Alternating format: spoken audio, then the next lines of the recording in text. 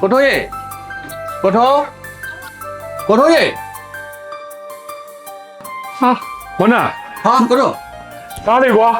လာကွာ ဟုတ်ကိုထိုးဟုတ် ထိုင်ဟောနေဟိုအောက်မှာ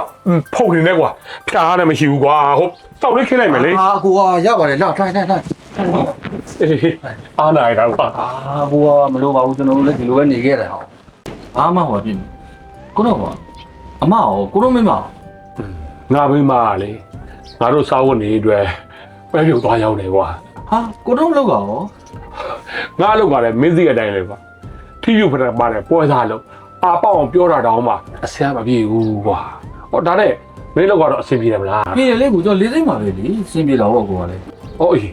ဒါနဲ့အခုဒီနေ့အလုပ်သွားဘူးလား ဟာရတယ်မှာကျွန်တော်တစ်ဖက်နဲ့လှတ်ထားတယ် အာမင်းအလုပ်ကငွေနဲ့ကျင်းနဲ့လောက်ရတဲ့လုပ်လေတပည့်နဲ့ပဲလွတ်မထားနဲ့တော်တာကြော်တာတို့ခွာတာတို့ဗတ်တာတို့ဖြစ်သွားအောင်ပဲနော် ရတယ်စိတ်ချရတယ်ဒီကလေးတွေစိတ်ချရတယ်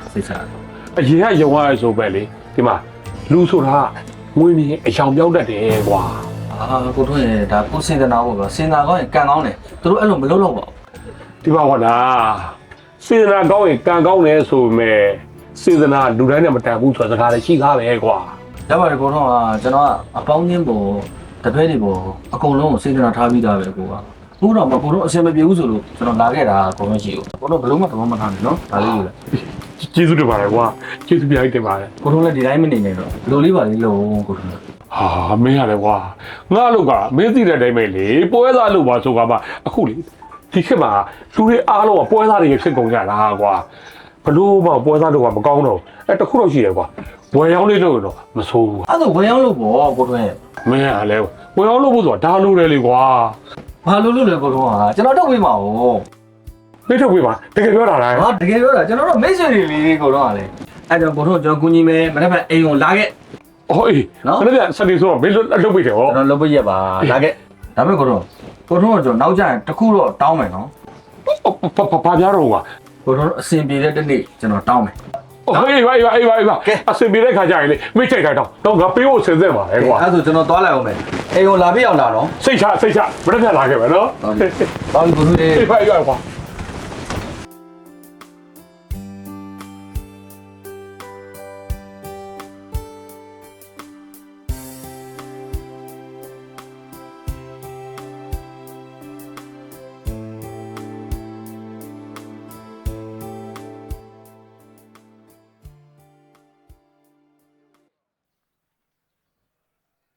ဟာ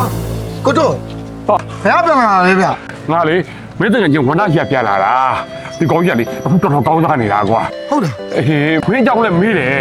ငါလည်းလေမင်းအစင်ပြီးတဲ့ကြောင်ပုံပုံသားပြောလိုက်တယ်ကွာအဲ့ဒါမင်းသူ့ကြည့်သွားလိုက်အောင် ဟာမတော်တော့ပါဘူးဗျာဒီကောင်ကမိမရပြီကောင်းစားနေပြီဗျာ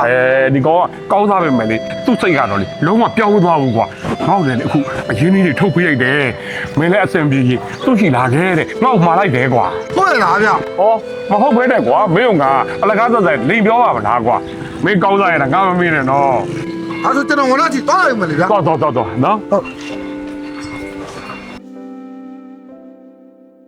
ဟာရှင်ကိုတော့တင်းကောင်ချိန်တာလား သူအိမ်ရောင်းဝယ်လုပ်ဖို့တော့ငါပတ်စံထုတ်ပေးလိုက်တာဟွာသူစားရစားတဲ့နေနဲ့ငါ့ကိုပေးမယ်လို့ပြောထားပါတယ် အဲ့ဆိုရှင်းပြကြုံမြတ်ကအ စင်မပြေလို့ပတ်စံချီးပါတယ်ဆိုအကျိုးမြတ်မမျော်လင့်ပါဘူးကွာ ဟုတ်လားကူညီကြက်ကူညီတနေ့တော့ဒုက္ခရအောင်မယ် ဝနာရေဝနာရေ ဟာစီဖြိုးတကယ်ကြီးလာလေကွာဟဲ့စီဖြိုးမင်းပုံစံဘယ်လိုဖြစ်နေလဲမင်းအရင်လိုပုံစံလည်းမဟုတ်တော့ဘူးနော် အရင်တော့ပုံစံမျိုးမဟုတ်တော့ဆိုစီးပွားရေးကလည်းအဆင်မပြေဘူးလေတကယ်ချင်းငါမှဒုက္ခတွေလဲကွာ ဘာတွေဖြစ်နေတာ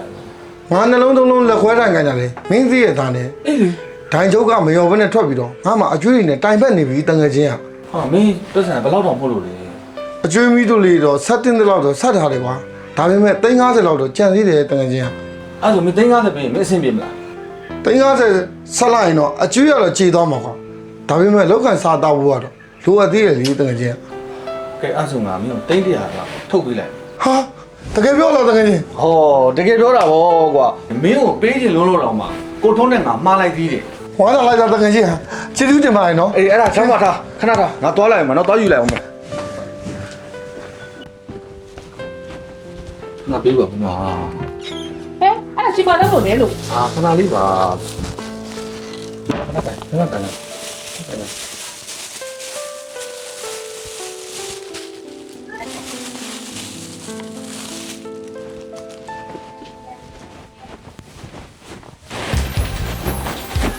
ကြောက်တယ် တကယ်ချင်း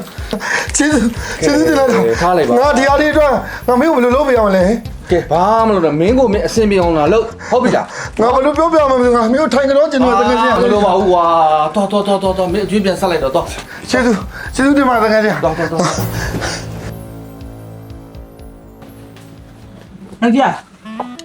မင်းမရေ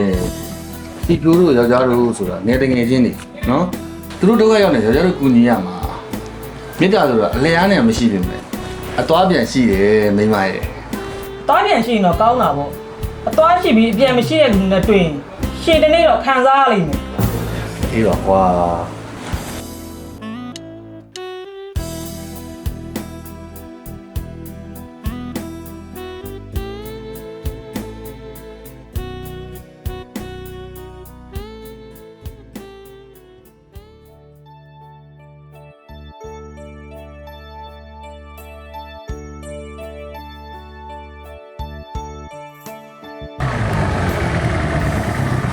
ကိုတုံး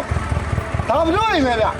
လဲလာလား ။ဩဘယ်နဲ့လဲလာမှာတော့ကွာ။ပြေးဝယ်ထားတာမကြသေးဘူးလေကွာ ဟာမိုင်းလိုက်ပါဗျ ။ဟုတ်တယ်။ငါအိတ်ချက်မြေလုပ်ငန်းလေးကအခြေအနေကောင်းရတယ်ဒီကွာ။အခါတော့မှီလိုက်တယ်ဆိုတော့ဒါနဲ့မင်းရောအခြေအနေကောင်းတယ်မလား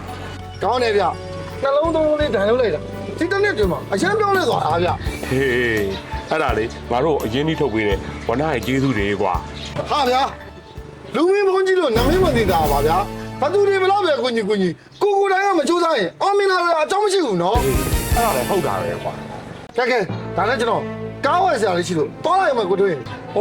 မင်းကကားဝယ်အောင်မလား ဟုတ်တယ်လေဗျာဆိုင်ကလေတိုးတယ်အသားမဲလေဒါကြောင့်မို့ကားဝယ်တော့မှာတောင်း ။ဟေးကောင်းပါလေကွာကောင်းပါ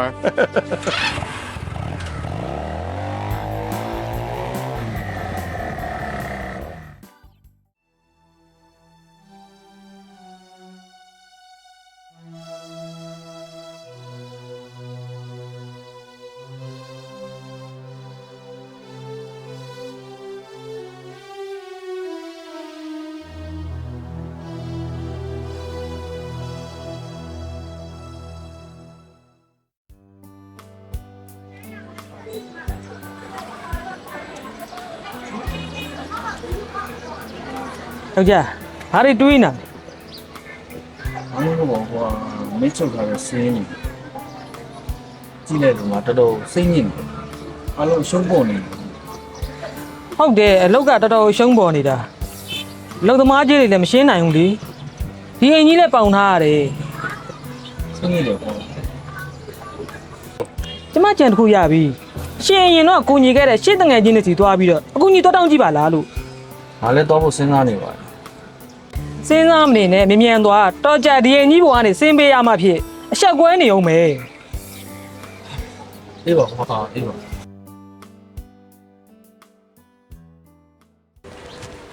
းတို့ရေဦးတို့အောက်မှာအဲ့လေရောက်နေတယ် ။အော်အေး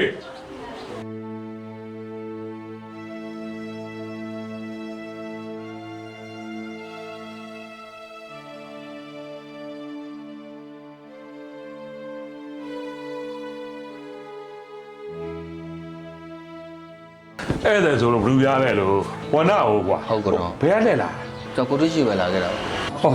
အရေးကြီးကိစ္စရှိလို့လား ငွေကြီးကိစ္စလေးကျွန်တော်လာခဲ့တာပါ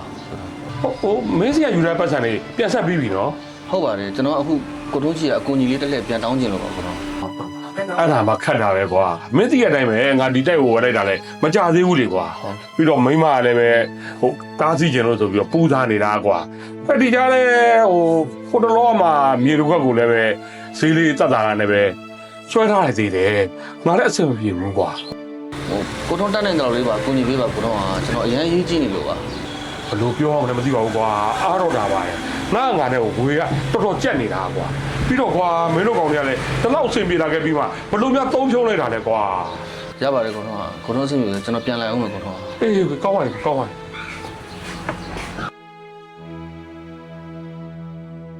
မင်းခ နောက်ကအဲ့လိုတွေမျိုးလာရင်လေငါမရှိဘူးဘယ်သွားလဲမသိဘူးလို့ကြားလား ဟုတ်ကဲ့ပါဦးတို့ဟုတ်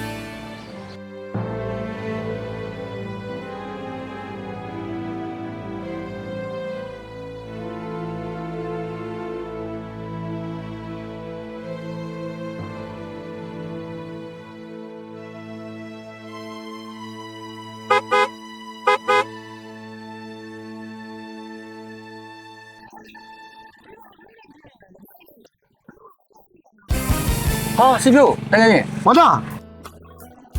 ငါကားတော့တကယ်ချင်းငါလည်းစီးပွားရေးအဆင်ပြေလို့ကားတွေရောင်းလိုက်ငါမင်းဖုန်းဆက်သေးတယ်မင်းဖုန်းဆက်ပိတ်ထားလို့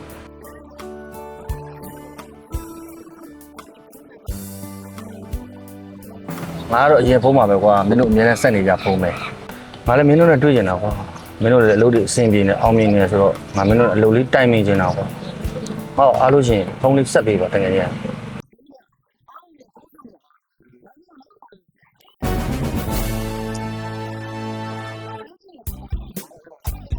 တကယ်ချင်းမင်းအားရဖုန်းဆက်နော်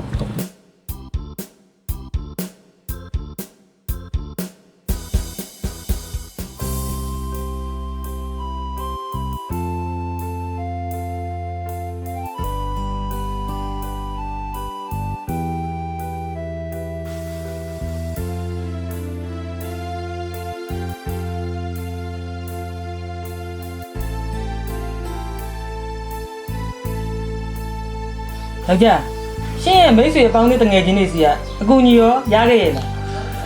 ငါတို့အကူညီတွေကဘာမျိုးလင်းချက်မှမရှိပါဘူးကွာငါအခုလိုဒုက္ခရောက်နေတဲ့အချိန်မှာငွေအားမဖြစ်ရင်တော့မှသူတို့ရဲ့နှုတ်အားလေးနဲ့ကူညီရင်တော့မှငါကျင်းတတ်ပါတယ်ကွာအခုတော့ငါမျောလင်းတယ်လို့မဖြစ်တော့ ယောက်ျားရဲ့ဘာမှစိတ်မကောင်းဖြစ်နေနဲ့ငါတို့လောက်ကင်နေလဲမဆုံးရှုံးသေးပါဘူးလို့စီရမှာလည်းအကျွေးတွေမယူလာပါဘူးပြီးတော့ဒီတိုက်ကြီးလည်းပေါင်မထားဘူးလေ ဟမ်မင်းမဘာပြောတာမင်းမပြန်ပြောပါဦးကွာဒါကြောင့်နားမလဲလို့ ရှုံးနေဆိုတဲ့စကားတွေကရှင့်ကိုလိန်ပြောခဲ့တာရှင့်ပေါင်တဲ့တငယ်ချင်းတွေရဲ့စိတ်ဓာတ်တွေကိုသိကျင်လို့ကျမစောင်းဝဲစစ်လိုက်တာ သိပါပြီကွာသိပါပြီယောက်ျားမိတ်ဆွေအစင်းနဲ့မိတ်ဆွေအတူကိုခွဲခြားသိပါပါပြီ ဟုတ်တယ်ယောက်ျားမိတ်ဆွေအတူဆိုရင်ဘလောက်ပဲချစ်ချစ်ဘလောက်ပဲခင်ခင်အဲ့ဒီဆက်ဆံရေးကိုရပ်တန့်ပြရမှာပဲလေ မိတ်ဆွေချင်းဆိုတာကိုဒုက္ခရောက်တဲ့အချိန်ပဲဖြစ်ဖြစ်ကိုကောင်းစားတဲ့အချိန်ပဲဖြစ်ဖြစ်အမြဲတမ်းကိုနားမှာယက်တည်ပြီးရှိပေးတဲ့သူကိုမိတ်ဆွေစေးလို့ခေါ်တာကိုနားလဲသွားပါပြီကွာ ကဲဒါဆိုရင်မိတ်ဆွေအစ်စ်တွေနဲ့အလုံးသစ်တွေကိုစလိုက်ကြစို့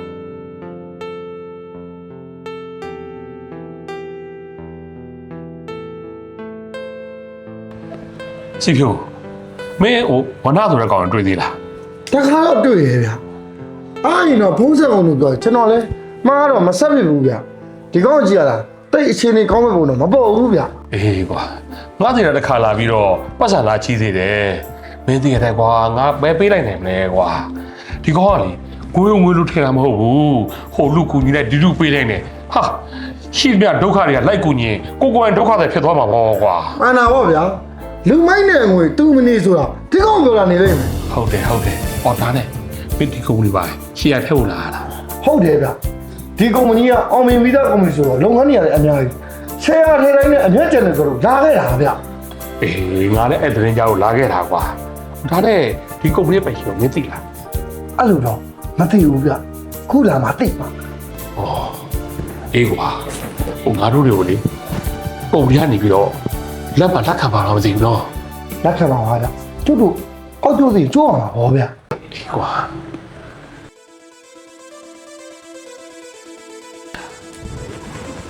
ဟာ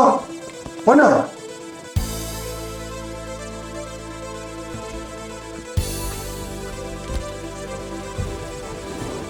ဝနာမင်းနဲ့ငါတို့လိုပဲဆရာလာခဲ့ရ ဆရာထည့်တာမဟုတ်ဘူးကွာဒါငါ့ကို ဟမ်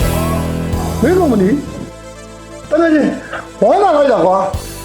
မင်းဒီတော့အောင်နေလိမ့်မယ်လို့ငါမတင်တော့ဘူးကွာ အေးဟုတ်တယ်ကွာငါတို့ကလေဒီကုမ္ပဏီလာပြီးတော့ရှယ်ယာလာထည့်တာအဲ့ဒါတဖေးကဘာမှလည်းမသိတော့လေဟိုငါတို့တွေကိုရှယ်ယာလက်ခံပါမလားလို့စိုးရိမ်နေတာကွာအခုမောင်ဝနာဒီကုမ္ပဏီပိုင်ရှင်ဆိုတော့ ငါတို့နေနဲ့ဘာမှပြောကြမလို့တော့ဘူးကွာနော် ဟုတ်ပါတယ်ဘာမှကိုပြောစရာမလိုတော့ပါဘူး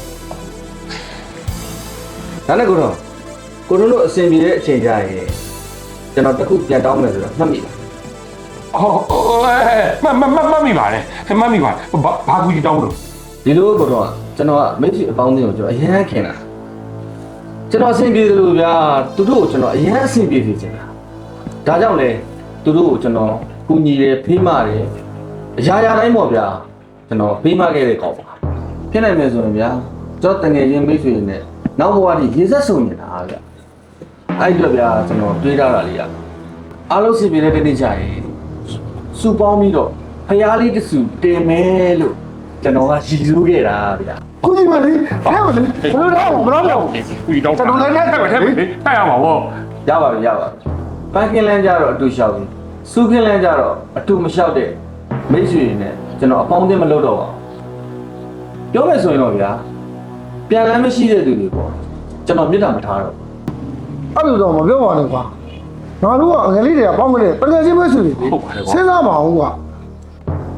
ဒီမယောက်ျားမိတ်ဆွေတူးနဲ့စစ်ကိုကောင်းကောင်းခွဲကြတတ်သွားပါပြီ